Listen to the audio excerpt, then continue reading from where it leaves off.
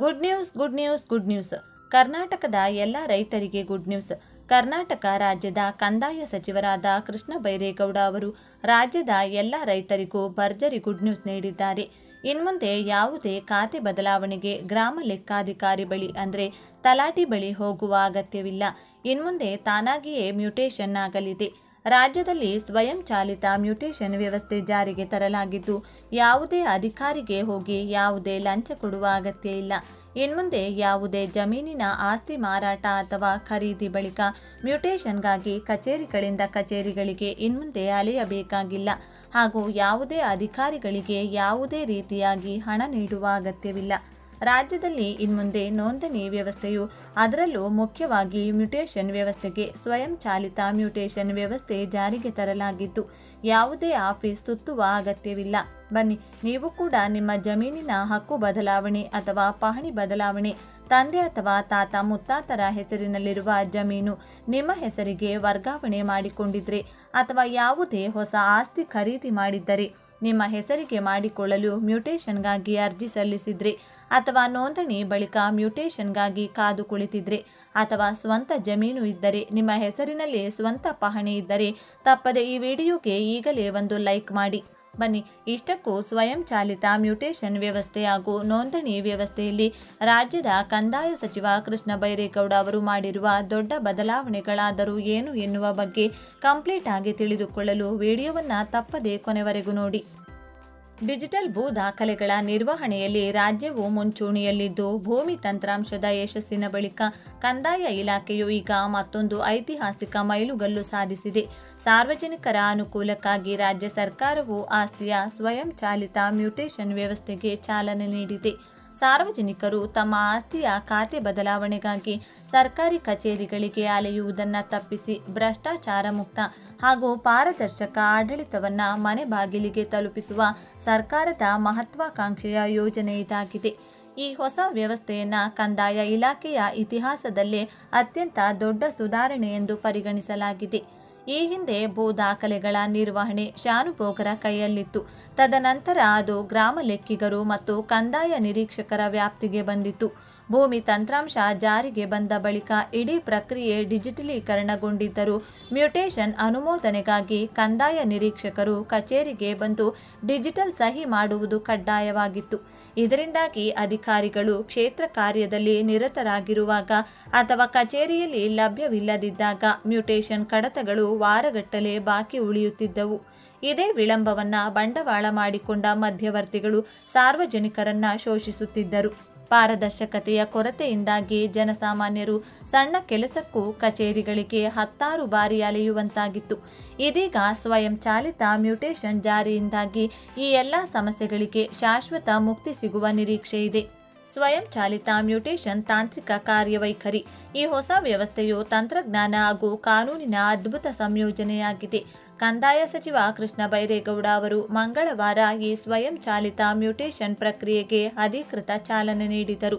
ಈ ನೂತನ ವ್ಯವಸ್ಥೆಯ ಕಾರ್ಯವೈಖರಿಯನ್ನು ಪ್ರಮುಖವಾಗಿ 2 ಹಂತಗಳಲ್ಲಿ ವಿಂಗಡಿಸಬಹುದು. 2024ರ ಏಪ್ರಿಲ್ನಿಂದಲೇ ಜಾರಿಗೆ ಬಂದಿರುವ ಈ ವ್ಯವಸ್ಥೆಯ ಅಡಿ ಹಕ್ಕು ಬಾಧ್ಯತೆ ದಾಖಲಾತಿ, ಋಣಮುಕ್ತ ಭೂ ಪರಿವರ್ತನೆ, ಪೋಡಿ, ಭೂ ಸ್ವಾಧೀನ, ನ್ಯಾಯಾಲಯದ ಆದೇಶಗಳು ಹಾಗೂ ಪಹಣಿ ವರ್ಗಾವಣೆ ಸೇರಿದಂತೆ ಒಟ್ಟು 9 ಸೇವೆಗಳನ್ನು ಸಂಪೂರ್ಣವಾಗಿ ಸ್ವಯಂ ಚಾಲಿತಗೊಳಿಸಲಾಗಿದೆ. ಈ ಸೇವೆಗಳಿಗೆ ಯಾವುದೇ ನೋಟಿಸ್ ಅವಧಿಯ ಅಗತ್ಯವಿರುವುದಿಲ್ಲ ಮತ್ತು ತಂತ್ರಾಂಶವೇ ತಾನಾಗಿಯೇ ಪ್ರಕ್ರಿಯೆಯನ್ನು ಪೂರ್ಣಗೊಳಿಸುತ್ತದೆ.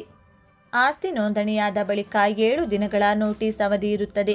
ಈ ನಿಗದಿತ ಅವಧಿಯಲ್ಲಿ ಯಾರಿಂದಲೂ ಆಕ್ಷೇಪಣೆ ಬಾರದಿದ್ರೆ 8ನೇ ದಿನಕ್ಕೆ ತಂತ್ರಾಂಶವು ಸರ್ವರ್ ಸಹಿ ಮೂಲಕ ಸ್ವಯಂ ಚಾಲಿತವಾಗಿ ಖಾತೆ ಬದಲಾವಣೆ ಪ್ರಕ್ರಿಯೆಯನ್ನು ಪೂರ್ಣಗೊಳಿಸುತ್ತದೆ. ಇನ್ನು ಕ್ರಯ, ದಾನ, ವಿಭಾಗ, ಪೌತಿಯಂತಹ ಪ್ರಕರಣಗಳಿಗೆ 15 ದಿನಗಳ ನೋಟಿಸ್ ಅವಧಿ ನಿಗದಿಪಡಿಸಲಾಗಿದೆ. ಈ ಅವಧಿಯೊಳಗೆ ಯಾವುದೇ ತಕರಾರು ಬಾರದಿದ್ರೆ 16ನೇ ದಿನಕ್ಕೆ ಮ್ಯೂಟೇಷನ್ ಪ್ರಕ್ರಿಯೆ ತಾನಾಗಿಯೇ ಮುಕ್ತಾಯಗೊಳ್ಳುತ್ತದೆ. ಅಂಕಿಅಂಶಗಳ ವಿಶ್ಲೇಷಣೆ.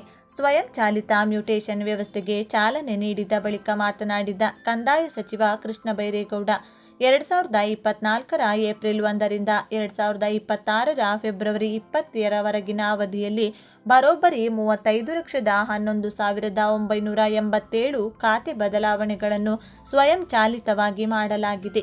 ಈ ಹಿಂದೆ ಖಾತೆ ಬದಲಾವಣೆಗೆ ಕಂದಾಯ ನಿರೀಕ್ಷಕರು ಖುದ್ದಾಗಿ ಕಚೇರಿಗೆ ಬಂದು ಬೆರಳಚ್ಚು ನೀಡುವವರೆಗೆ ಕಡತಗಳು ವಿಲೇವಾರಿಯಾಗುತ್ತಿರಲಿಲ್ಲ. ಆದರೆ ಈಗ ಆನ್ಲೈನ್ ಮೂಲಕವೇ ಎಲ್ಲ ಪ್ರಕ್ರಿಯೆಗಳು ಸುಗಮವಾಗಿ ನಡೆಯುತ್ತಿವೆ ಎಂದು ವಿವರಿಸಿದರು. ಖಾತೆ ಬದಲಾವಣೆ ಪ್ರಕ್ರಿಯೆಗಾಗಿ ಅಧಿಕಾರಿಗಳು ಕಚೇರಿಗೆ ಬರುವ ಅಗತ್ಯವಿಲ್ಲದ ಕಾರಣ ಅವರ ಅಮೂಲ್ಯ ಸಮಯವೂ ಉಳಿಯುತ್ತಿದೆ. ಈವರೆಗೆ 21,84,741 ಅಡಮಾನ ಬಿಡುಗಡೆ ಪ್ರಕರಣಗಳನ್ನು ಇತ್ಯರ್ಥಪಡಿಸಲಾಗಿದ್ದು, ಇದು ಬ್ಯಾಂಕಿಂಗ್ ಹಾಗೂ ಕೃಷಿ ವಲಯಕ್ಕೆ ದೊಡ್ಡ ಮಟ್ಟದ ನೆರವು ನೀಡಿದೆ.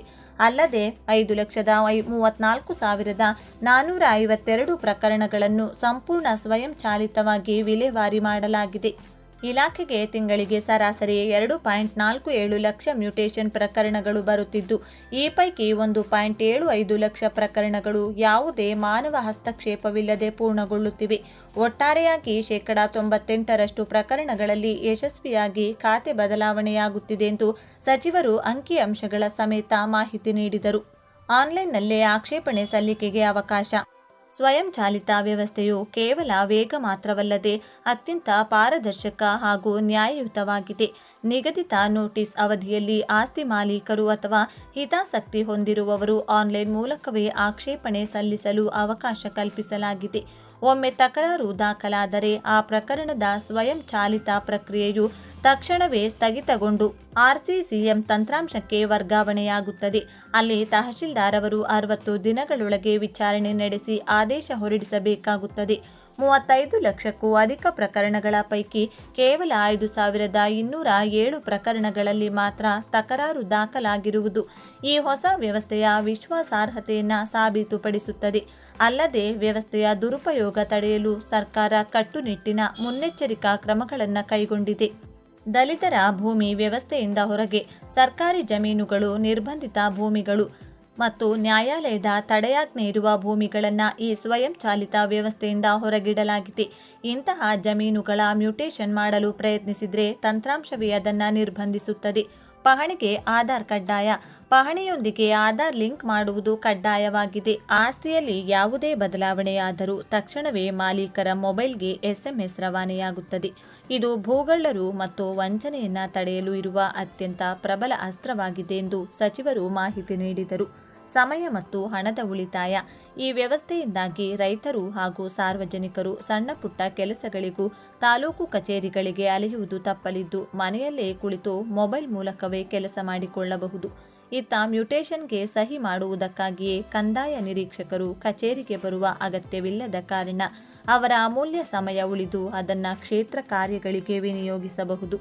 ಸರ್ವರ್ ಸಹಿ ಬಳಕೆಯಿಂದಾಗಿ ಲಂಚ ಅಥವಾ ಯಾವುದೇ ಪ್ರಭಾವಕ್ಕೆ ಅವಕಾಶವಿಲ್ಲದಂತಾಗಿದೆ.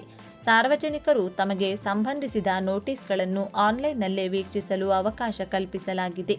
ಆರಂಭದಲ್ಲಿ ಮಂಡ್ಯ ಜಿಲ್ಲೆಯಲ್ಲಿ ಪ್ರಾಯೋಗಿಕವಾಗಿ ಜಾರಿಗೆ ತಂದು ಯಶಸ್ವಿಯಾದ ಬಳಿಕ ಈಗ ಈ ಯೋಜನೆಯನ್ನು ರಾಜ್ಯಾದ್ಯಂತ ವಿಸ್ತರಿಸಲಾಗಿದೆ.